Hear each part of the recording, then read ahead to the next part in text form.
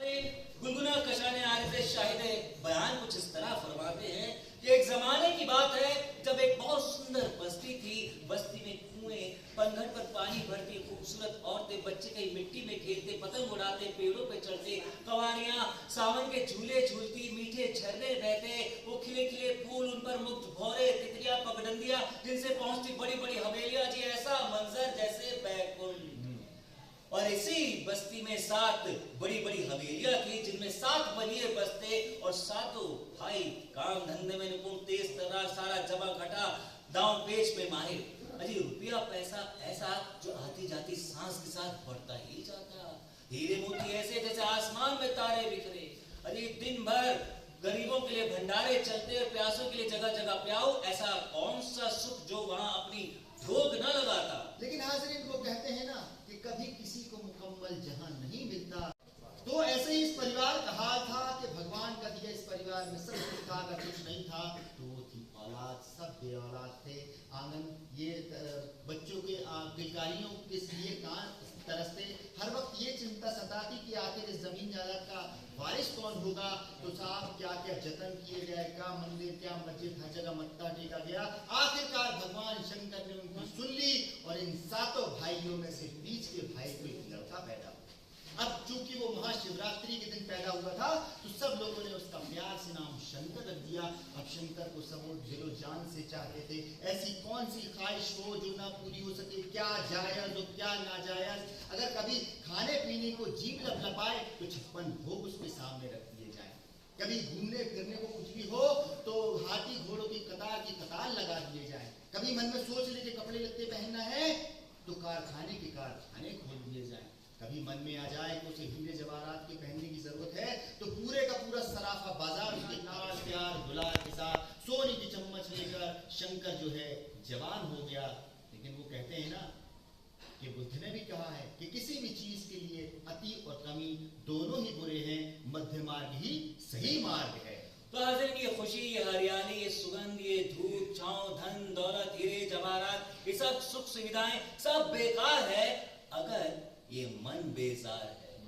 ये अनदेखी बित्ती भर की मन की ऊब सारे जहां की धन दौलत और सुख पर भारी है। और यही हाल इस नौजवान लड़के का भी हुआ। वो इस ठाट बाट से ऊब गया, हमेशा बेचैन, परेशान, उदास रहता। कोई भी चीज उसे सुख ना दे पाती। सावन में उसे ऐसा लगता जैसे आसमान आग उगल रहा है। उसके जख्म वैसे ही महकते जैसे 1000 पर्दों में रखने के बाद कस्तूरी महकती है। उसका मन चिता की तरह सुलगने लगा। कोई भी चीज उसे सुख ना दे पाती। और इन सब पीके फूटती देखते ही देखते शरीर झंझनाने लगा। सांसों की रफ्तार, दिल की धड़कन आपस में दौड़ लगाती, नसों में हलचल, दिमाग में भूकंप। ऐसा लगता है जैसे सारी पृथ्वी उसके चक्कर लगा रही है। अब थोड़ी देर बाद जब ये बवंडर शांत हुआ तो भीड़ को चीरते हुए आया और कहने लगा कि महाराज महाराज इन चोरों को छोड़ दीजिए, मुझे मेरे जेवर नहीं चाहिए। साहब वहां सन्नाटा छा गया। कौन ऐसा जो उसकी बात को काटे। तब भीड़ से शंकर का बाप पगड़ी संभालता निकल कर आया और कहने लगा, देखो बेटे, जब तुम मेहनत करके पैसे वैसे कमाना ना तब जाके तुम इन चोरों को छुड़ाने की कोशिश करना। मैं तो आज इनकी खाल भिजवाता ही रहूंगा। जिंदगी में पहली बार किसी ने शंकर को टोका था।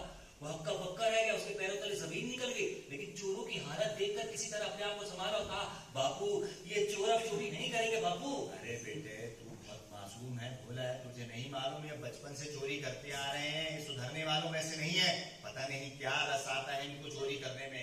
और दूसरी तरफ उसके माँ बाप, चाचा चाची, ताई ताऊ सबका कलेजा मुंह को आए। कोई उसका हाल का भेद न जान पाए। साहब नीम हकीम भी उसकी बीमारी न पकड़ पाए। लेकिन साहब तजुर्बे से बड़ा क्या इलाज और क्या दवाई। तो फिर बुजुर्गों को गुहार लगाई। वो उल्टे उन पर बरस पड़े घर वालों पर कि भाई गलती तो तुम्हारी है, तुम्हारी वजह से नौजवान जो है जमाने के दिन अकेले काट रहा है। अब साहब उनको बात समझ में आई। और हाज़रीन हमारे हिंदुस्तान में तो शादी को हर समस्या का हल माना जाता है कि वे लड़का आवारा है, शादी कर तो ठीक हो जाएगा। जिम्मेदार नहीं है, शादी कर तो जिम्मेदार नहीं, कमाता नहीं, शादी कर तो कमाने लगे। यदि मोटा है तो पतला हो जाएगा, पतला है तो मोटा हो जाएगा, घर में रहता तो बाहर जाएगा, बाहर रहता तो घर में टिकेगा।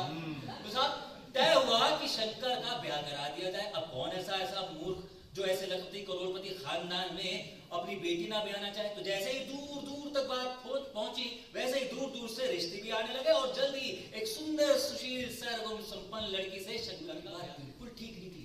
शंकर का तो रंग ही निखर गया, जैसे नया नया फूल खिला हो। नई नई दुल्हन का रंग ऐसा चढ़ा, सब फूल गया। हमेशा उसी की सुध रहती। बीवी बोले हाँ तो हाँ, बीवी बोले ना तो ना, सारा दिन बस रात के ख्याल में डूबा रहता। लेकिन साहब वो कहते हैं ना कि नई बात 9 दिन, खींचे ताने 13 दिन। बस वही हुआ। शंकर इस ब्याह से, इस बीवी से भी ऊब गया। फिर बुजुर्गों की शरण में गए, साहब पंचायत हुई, सलाह मशवरा हुआ। कोई कहे ऐसा करो, कोई कहे वैसा करो। घूम फिर कर तय हुआ कि भाई देखो, पैसे दे रही तो तुम लोगों के पास कोई कमी है नहीं ना। और अभी जो अपना शंकर लड़का है, अभी नौजवान है, जवानी की दहलीज पर कदम ही रखा है। तो 18-19 का है। बस तो फिर ब्याह पे ब्याह कराते जाओ। तो साहब उम्र ढल जाने पर वे पुरुष युवा रहते हैं जिनके पास धन संपदा होती है। इसके विपरीत जो धन से क्षीण होता है वो युवावस्था में बुढ़ापे की स्तुति की जाती है। जो सम्मान के योग्य नहीं होता उसका सम्मान किया जाता है। जो पास जाने योग्य ना उसके पास जाया जाता है। तो हाज़रीन, जब घर वालों ने दूसरी शादी की जिद की तो शंकर तिलमिला उठा और साफ इनकार कर दिया कि अगर ज्यादा जिद और चूचपड़ की ना तो घर छोड़कर संन्यास ले लूंगा। अब घर वालों ने सोचा जैसा भी है, कम से कम अभी आंखों के सामने तो है, अगर घर छोड़कर चला गया तो आंखें इससे भी महरूम हो जाएंगी। बस आप इसी उधेड़-बुन में दिन गुजरते चले गए, गुजरते चले गए। हाज़रीन, एक दिन अनहोनी घटना घट गई कि नई नवेली दुल्हन जब सुबह सुबह नींद से जागी तो अपने पति का चेहरा देखकर मुस्कुराने लगी। कहा कि ये क्या नई शरारत सूझी है, मुझे नए नए मस्खरी के तरीके से परेशान करते हुए। शंकर ने सोचा रात तक तो सब कुछ ठीक ठाक था, इतनी मीठी प्यारी सुहानी रात बीती, मीठी मीठी बातें हुई, हंसी ठिठोली हुई। और तो पलट के पूछा अच्छा तो क्या हुआ भाई? तो दुल्हन ने आंखों से आंखें मिलाकर कंधे पे बाहें